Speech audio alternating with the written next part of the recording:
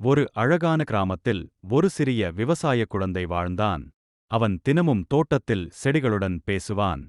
நீங்க நல்லா வளரணும் என்று அன்பாக சொல்வான். மண், நீர், வெயில் எல்லாம் செடிகளுக்கு நண்பர்கள் என்று அவன் நம்பினான். மற்ற குழந்தைகள் விளையாடும் போது அவன் வேலை செய்தான். சிலர் அவனை சிரித்தார்கள். ஆனாலும் அவன் மனம் தளரவில்லை.